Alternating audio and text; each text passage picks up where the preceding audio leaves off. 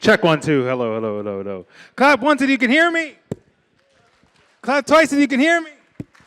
Clap 3 times if you can hear me. How y'all doing? Is everyone holding up okay? Are y'all having fun? Number 1. Number 2, raise your hand if you enjoyed that lunch.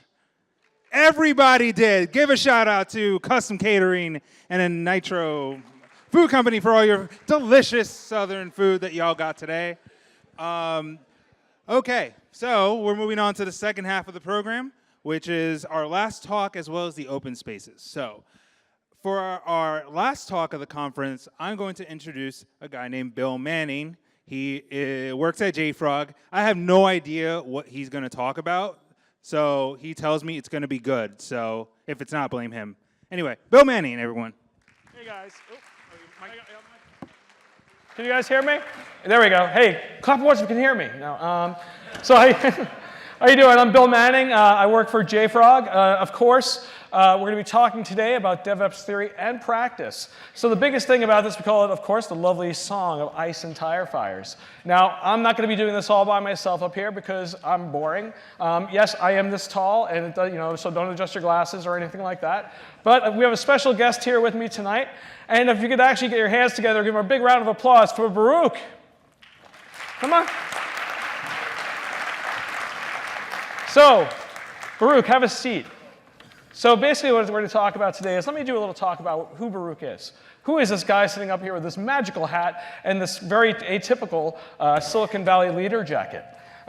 So we have here is Baruch. Now Baruch goes around the world. He talks to many folks and different people about what it takes to be in DevOps.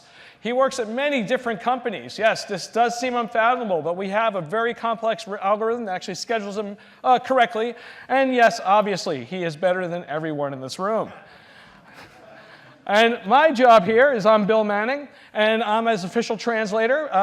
We're going to have him talk in a few minutes, but the whole thing is my job is to help take his vast, broad thoughts and turn them into something that's digestible, like that lovely lunch you had. And I'm glad you guys are all here because the thing is, I'm sure you're all going to be nice and sleepy, and hopefully I can wake you up. So these are the things English and bad English, absolutely. I'm very, very fluent in thought leader gibberish, and Baruch here is our thought leader today. So if you have any questions or problems with the translation, blame me. Let's get going. Baruch, okay. Please, take it away. I am ready. So let's start with, everybody's software must be releasable at absolutely any time. It's extremely important that every genius idea you have will be coded and immediately available to your customers and clients. What that means is at 2 a.m., suddenly you come up with this amazing idea. It's going to affect the lives of 10 million users that you have. You should absolutely sit down, code it, get it out there, push it out to public. Who needs like surveys, tests, or questionnaires or anything? Just let them have it. Everyone must have 100% test automation. And extremely important to cover everything with 100% tests and make it completely automated. You have that one feature in your product out there that maybe one person in a billion uses. Make sure that you spend enough time building test procedures around that. Usually 3 to 4 months is applicable. Take that, make sure you run with it, run it all the time, go from there. Continuous security becomes a part of our pipeline as continuous integration, as continuous delivery. It's important to embed it into the process. We have over 150,000 global engineers. 6 of them actually work in security. So we want to make sure that we have the highest reliability standards on the market. And the thing is that when a third party comes to us and lets us know that there's something wrong, we basically politely ignore them, usher them out of the building, hopefully never see them again. People are great. Your greatest threat is never an employee, but an outage. Baruch here is our resident tech nomad. No cubicle, no walls, nothing can hold him back. He is global, he is out there. And he also carries $80 billion worth of credit card information on his laptop. I don't see any problem with that, do you? Virtual machines are horrible. You can never build a successful DevOps culture and process with virtualization. This is where we must focus our innovation. We spent $25 billion restructuring over the past 10 years. We're going to throw it all away, and we're going to virtualization. Kubernetes and Docker is the future. So we want to make sure that we're ahead of the curve on this one. We want to move forward as fast as we possibly can. No more VMs. No more VMs. You are a beautiful, unique snowflake, as your problems. No vendor ever could possibly understand them. You have to develop all the solutions in-house. We make widgets, and widgets are king. Everybody here has a widget. I know you guys do. And the thing is that why would we trust some third-party company to understand our business needs? We decided to build everything internally ourselves because it's maintainable, easy to fix, easy to maintain. Oh, by the way, and when something does go wrong, we actually like to go outside, scream at the sky, find the first person we could possibly find, and once again, usher them out of the building. Our company is based in San Francisco because that's where the best talent is. We decided to take our funding and set up shop in the most landlocked area with the highest prices in the country. Also, the place where every single major, basically besides New York, disaster film takes place. What could possibly go wrong? And that's all for us. Thanks you very much.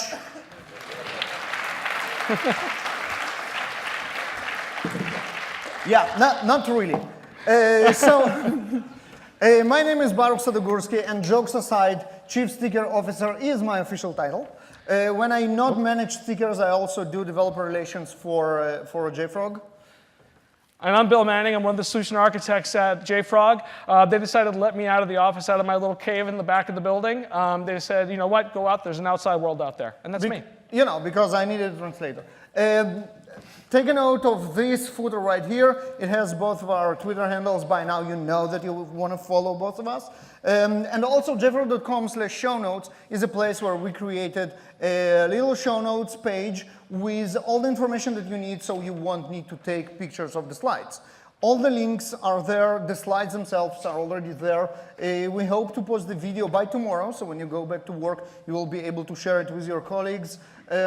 Comments there, ratings there, and a little bit raffle with a prize to thank you for being here is there as well. So jfrog.com is all you need. Yep, and I'm actually really enjoying the Citizen Kane style moment of having me up on the screen that big, so. That's why I keep talking about that. Yeah. So now let's talk about how we, I bet part of what you saw in our little sketch is something that you can relate to. Right, you hear about it, you see it, you giggle about it. So all this, what it was, innovator, disruptive innovator. Disrupt, yeah, that's the is one. actually a title of people that connect to me to LinkedIn. Go look on LinkedIn. You'll actually find that as an official title now. And you know what? I was on the review committee for the upcoming KubeCon in Seattle on the CI/CD track. We had around 100 submissions there. I think more than 30 were a new framework for doing something with Kubernetes developed by yet another SOX company. Because no one ever solved their problem, they have to develop their own frameworks. Right, so the problems are real, except if I hope it was funny, but there is a lot of real thing about it. And the question is, how did we get to this state of madness that you just experienced? Absolutely, and the whole point of that is that you spend your time in your organization trying to be as effective and efficient as possible. But the thing is that you don't want to be there chasing dragons, right? You don't want to be going after that. So let's actually start off, as any good person would do, when they start talking about how do you solve problems. You look at the past, look at the anthropology behind it, to find out what are the best ways for you to actually attack and do things inside your organization. So we're going to start, of course, with World War II. Why not? So the whole thing is that the largest armies in the world were amassing data together. So all these armies, the largest anybody had ever seen, and we're going to concentrate more on the Pacific Theater in this case. So when I say that, there's a series of islands, atolls, and all these places. When they looked at them as a strategy, the thing is they looked at them as more of a way for them to make supply posts, a place to put things, to help increase the supply chain for these, for these armies, the Navy, and Air Force.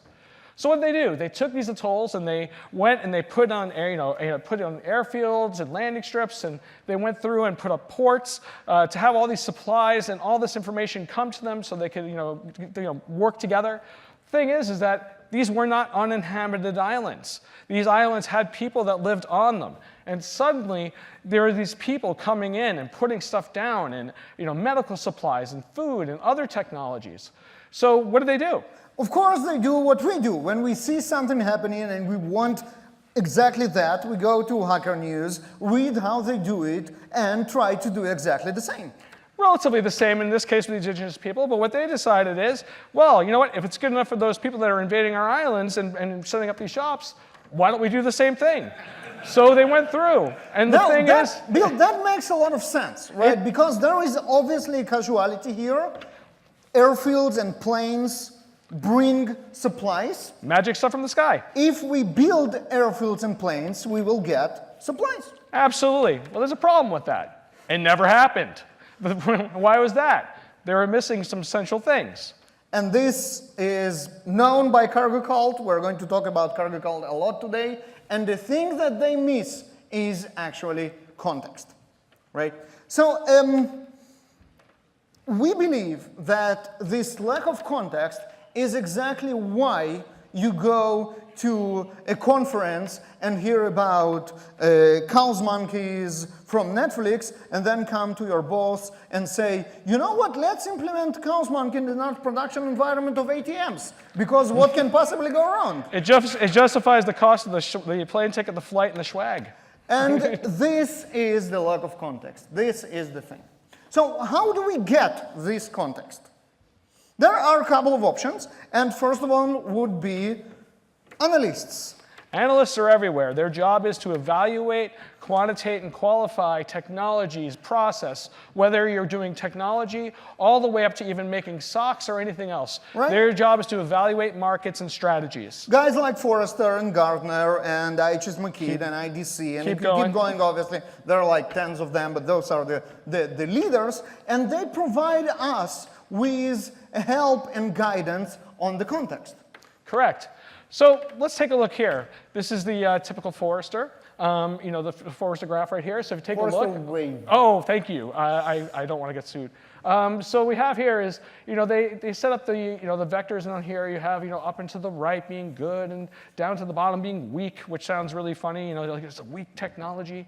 The thing is also too, they didn't want to be sued by a company like Gartner, who had their, they decided to make their own, the wave versus the graph. Yeah, so Forrester Wave is the closest thing to Gartner Magic Quadrant that you can pull off without being sued. Correct. And then the whole point behind it is the same kind of justification. You have up and to the right, which are the thought leaders, like Baruch here, that we brought in earlier, because his knowledge is based, and the product lines that which he represents are up and to the right. Those are the niche players. And no, that's the bottom. No, the bottom left. Bottom the left, players. or as we like to call them, shitty. And the thing is, yeah. And in this case, the thing is that, they have their qualifiers, they have like what, justifies them as a company.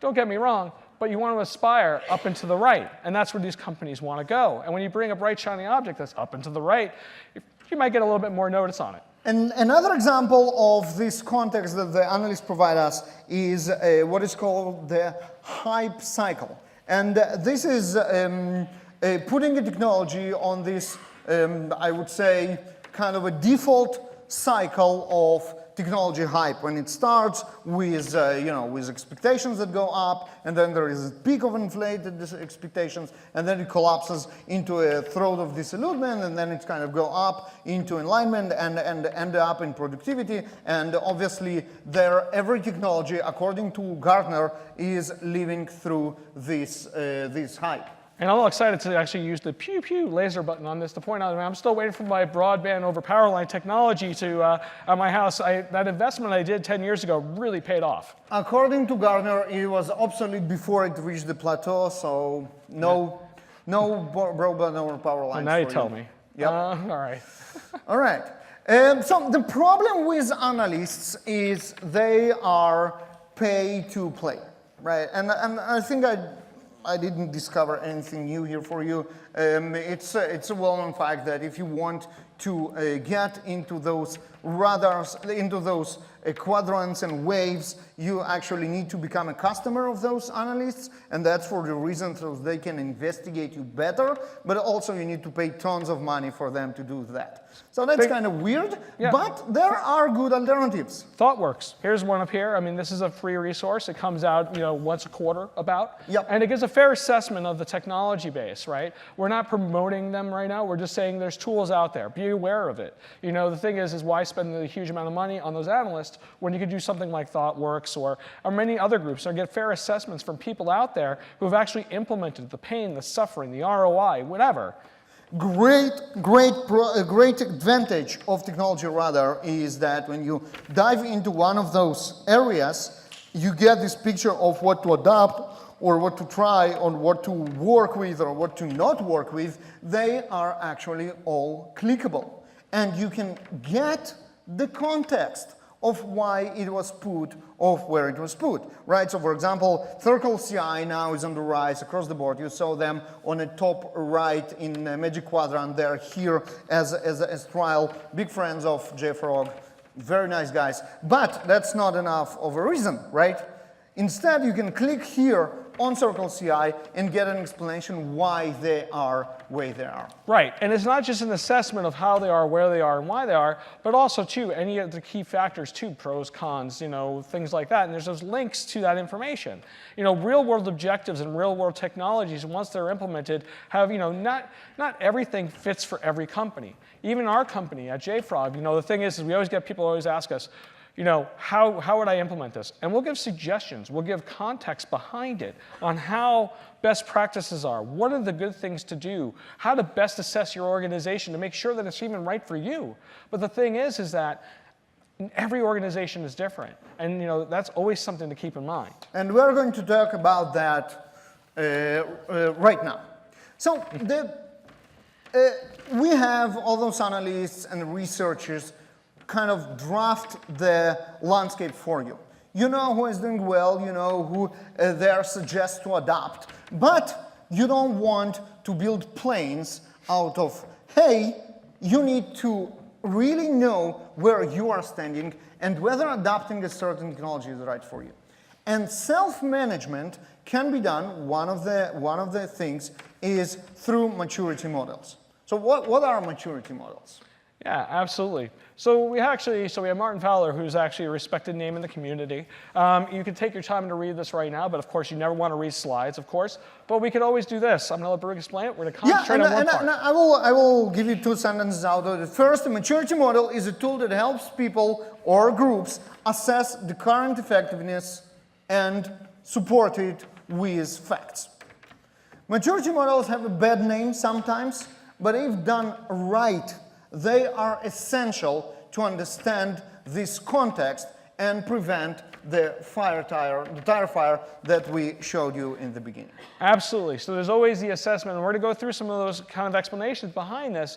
But remember, there's always this entire thing is you're an organization. You're a symbiotic entity that depends on each other, works together, all the way from the salesperson all the way down to the guy who sits there and just deploys things. Right. Or even if you automate it, which you should do. All right, so there are obviously components into maturity models. Let's go briefly about them. So first of all, evaluation factors. We need to understand what we want to evaluate, what we actually measure. What are the key quantitators that you're going to utilize for this model to make sure that your results is not a wasted effort, that you actually have something you want to achieve and work towards? Scoring methodology is another way. How do you honestly score certain things in your organization? Is it time, effort, is it money, is it end result? Understanding those scope and those efforts can really help you, streamline your organization and also address any sort of issues you might have. What good looks like and what bad looks like, right? Self-assessment with a third-party assessment capability. So 80% of the drivers think they're better than average. Well, in some cases that could be the case, but that's when you bring a third-party assessor in and gives you the cold, wet blanket that makes sure that you understand that you're not a unique snowflake, that your organization does have warts and all, but the thing is, though, they can be addressable. And both of those assessments are important. Progress tracking, obviously we need to measure our progress over time. Are we getting better? Are we getting worse? That's as important as just taking a snapshot in one period of time. And then visualization. How do you visualize this? I mean, I like to use the primary color method. Baruch, what is your assessment of good and bad things? We're going to talk about it later, but for now, just remember what we're going to show you now is a very complicated and very expensive tool. The majority of you won't ever get it. Some percentage will pay a lot of money to understand how to work with it, and maybe eventually you will succeed. And this tool is, where is my tool? Maturity model examples. Where is my tool? Yep. Here you go. Oh, I don't know. Show it. What? Yep, just click through it. I'm Here you trying. go. Microsoft Excel. No, seriously. It's amazing. You don't need anything. No, I think I need to do an assessment of the tool. Yeah, no. All the examples that we are going to show you are done in Microsoft Excel, and the tool is really not the important part. So here's an example of a simple maturity model, and you can see here that we have those axes of tools and processes, and we want to advance on both of them and go to the right top corner. So there we go, up and to the right. Remember, up and to the right, good. So when we assess a company, one of the things is that when they put together their self-assessment, they pictured themselves here. They know they needed some improvement. Obviously, they brought some people in. They're actually sitting around having the discussion, so they know something's wrong. They know that it can be better. Every organization can always be better. Well, suddenly the third-party people came in and said, no, actually, you're down here. So, you know, you're not as high and mighty as you think you are. Sorry, you need much more improvement. Now, those external people doesn't have to be Gartner, Forrester, and analysts that you pay fortune for. It could be your peers from other teams. It could be your colleagues. It needs to be someone from the outside that do the assessment. And this gap between self-assessment and third-party assessment, it's a very interesting conversation by its own. It's not just, okay, we were wrong, you're in a different place, let's start from there. It's actually important and interesting to understand how this gap was created. So when we go to start off with this, let's start off with today. So now you actually have the fair assessment done by a third party. Here's the starting point of where your organization is. And now you need to plan forward. So you need to plan where you want to be in a short to medium term, like where you want to go next, but it's also very important to keep an eye on a big prize, and that's where you want to be eventually. So eventually you also, by the way, so keep this in mind, you always hear the terminology, you know, the thing is it's a marathon, it's not a race kind of thing. Well, it is, right? So in other words, you make sure you put your, your shoes on, left foot on your left foot and right foot on your right foot, and, lace them up and ready to go. But you have a target, you got a place you want to go. And how do you start, evaluating what you have to where you aspire to be? Now, if you notice here, one of the important parts is we made sure we didn't go all the way up and too far to the right. We're going to talk about that. Yep. Oh. Yeah. So a little bit of healthy competition is always good, and we want to incentivize teams by looking at other teams and want to go after them. We're gonna have a cage match. This is the cage match. Okay. Yes. So we're gonna have a cage match between teams. It's okay. It's fair. No eye gouging. No fish hooking. Right? This we're is good? how you do okay. it. Yes. Right. So. I'm trying. That's an example of kind of deeping down. So you saw the dots, and again, you need more context. And that's an example of how you assess and evaluate on those two axes. So we'll start with tools. So first category, on-demand releases. And then, we're talking about tools, this time, not the process. And the big goal is builds are configured and published to consume artifacts from artifact management system in a consumable format. It might sound a little bit vague. Right, and that's from a project manager. So the project manager says to me that, and I go, oh my God, what am I gonna do? So, well, what are we gonna have to do? We have to break that down and assess where we are, where we wanna go, and how things are. Right, so this goal of reproducible builds brings down to you need to cache and proxy your third-party dependencies, and you need to manage to your artifacts, and you need to take them through life cycles and quality barriers, and you need build information to be embedded with the artifacts, and this build information need to be searched and queried and visible. I think I know a tool just like that. I mean, there's a company like that. Shameless plug, JFrog Artifactory. JFrog Artifactory. Yeah, boss, you saw that? We're good? All right, Yep, all good. right. Now we can our boss continue is with watching. Now we can continue with the real stuff. And you see how, that's another example, that's the process axis, right? So the same on-demand releases. Now we're talking about process. And the process, the goal is exactly the same, but now let's see what process supports it, right? So here we have a list of what needs to be done in a process. And take a look at the last column here. Yes, partial, yes, yes. We're going to talk about how we decide on what yes is. When can we declare that we actually have this thing done? Colorful approach, something that I personally like a lot, is also very good. We spoke about the importance of visualization. So we can see here the same breakdown of the same items right here on your left side. And then criticality, we're going to talk about defining criticality, and 3 different states. Now, we're going to apologize if you are colorblind, which is actually a possibility. Yes, those are colorful. So we have things here as, we start looking at a benchmark. Now, I talked about how, the thing is moving in progress and not going to 100%, it makes something achievable. Make it so that your organization doesn't get deterred if it doesn't get to that 100% status, because nobody is. So having that kind of benchmark to work towards, what is your nirvana? Where is that, high upon the mountain where you want to go to make it part of your organization is there. Then, of course, there's the red. Yeah, so this is where the things are horrible and everything look like shit. That's where we stand today, right? Absolutely. And having that, though, at the same time, that's a fair assessment. I would be really surprised if I actually did see a team out there that gave itself an honest assessment like that. But the thing is that where do you want to be 24 months from now? Now, here's the thing. Here's a big change. If you take a look at the way these numbers are on the side, yes, this is where they want to be, but there are some other considerations to take into account when coming up with this metrics of information. So let's look, for example, at number 16, the FedRAMP elements. Obviously, our company, it is important to our company to get there, and this is benchmarking 100%. We didn't touch this thing, it's 0 now. And although in theory it's very important to our company, we won't get to it up until next benchmark. So it's still 0 when we will measure it next time, and that's okay.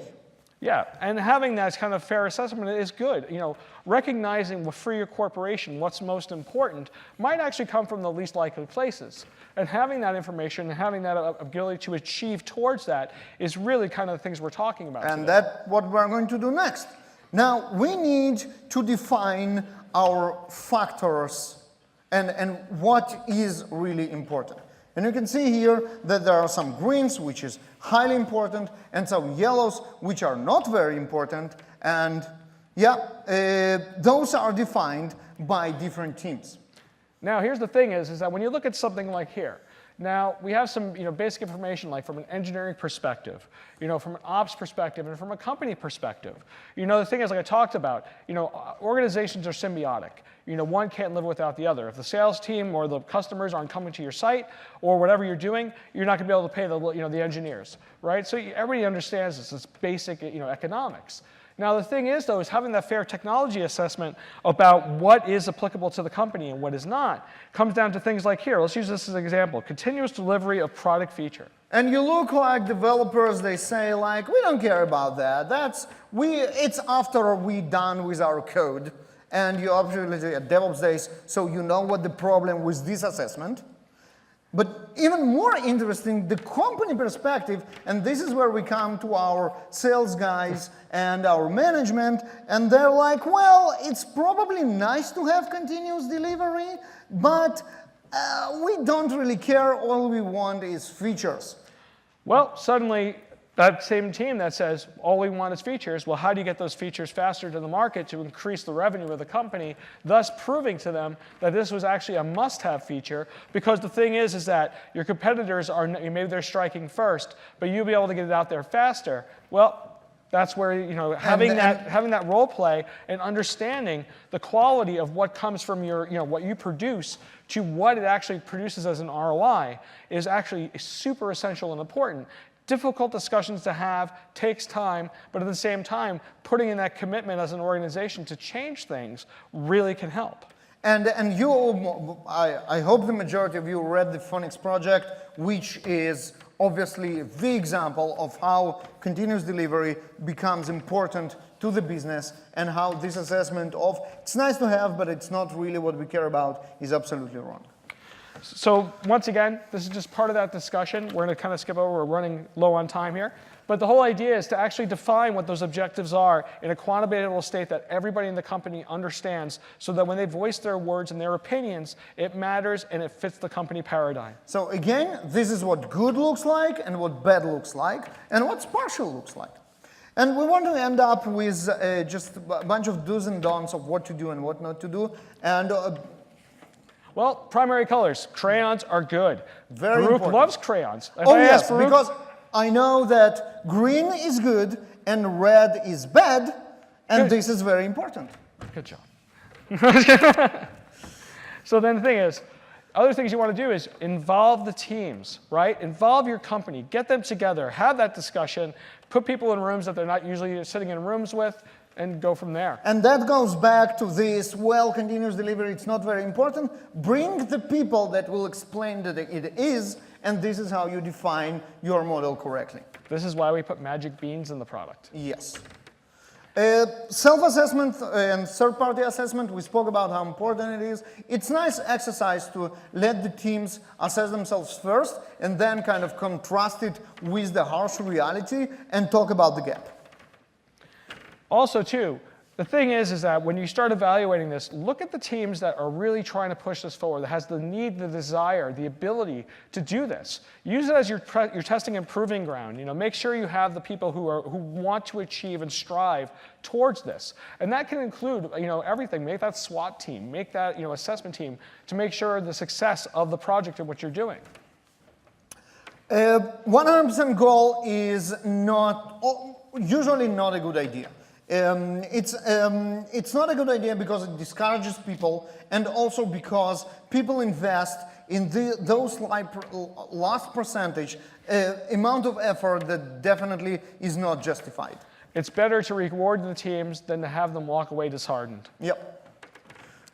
And also, too, the thing is this is not a one-time gig. Having that assessment done, maybe quarterly is probably best. Maybe whatever you determine for your company, what works. Once again, what works for your company.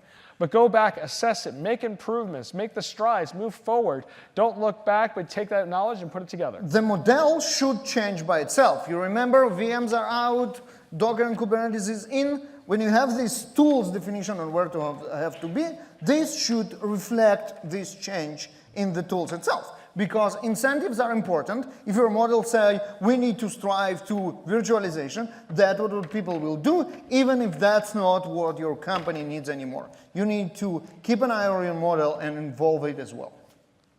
And the most important thing is you have levels. Can we go to level 6? If we are on level 2, how about level 5? Do not go to level 6. Yeah, but instead, go to level 3. How about level 6? And then, if you're good enough, you will go to level 4. And then, sorry, Bill, there is no level 6. Once again, I was let down. Yep. So this is it. That's our message to you. And I'm Jay Baruch on Twitter. This I'm William is Manning at William Twitter. Manning on Twitter. Jeffrey.com/show notes. The slides are there. The video will be there by tomorrow. All the links are there. They're right in the comments, the raffle. Thank you very much. We won't have time for questions on the stage, Nope. but we will be here around, and we have a guidance for how to ask questions. So, things that are not questions. Your resume is not a question. Calling bullshit on the entire premise of the talk. We just put this together. So if you want to call bullshit, that's fine.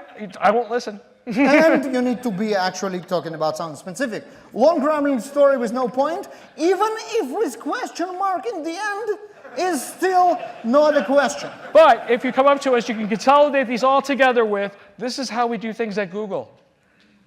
This Oh, yeah. is, you ruined it, Yeah, but that's yeah, okay. I ruined it. All right, we tried. Oh, Thank you very much. We went over. And with that, catch us here. Nice work, guys. Make sure you see Megan, all right? All right. Tire fire. That was pretty cool, huh? Give it another round for Bill and Baruch, huh? That was good. That was good. All right. So we have come to the open space part of our conference. And how many people need a refresher on how open spaces work? Did anyone forget anything? Okay, cool. So I won't spend too much time on the premise of the open space and how it works. So everyone should have Post-its. Make sure that you do. If not, we'll hand them off to you and put your topics on the board as described here.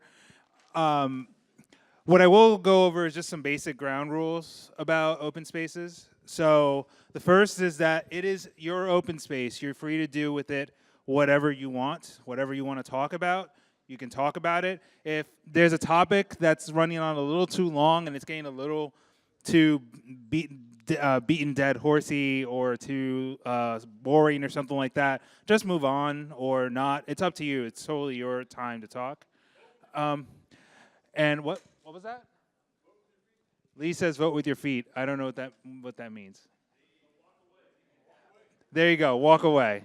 Vote with your feet. Walk away. You can do that too. So yeah, we are we giving them Post-its now, or are they just going to come up and do? All right. So yeah, if you want to submit a topic, just go ahead and line up here at the stairs. Jack has markers and Post-its for everyone, and yeah, just put your topic on the board here and go. Did I miss something? Yeah, we went over that yesterday. So who wants to put up the first topic? Who wants to come up and write?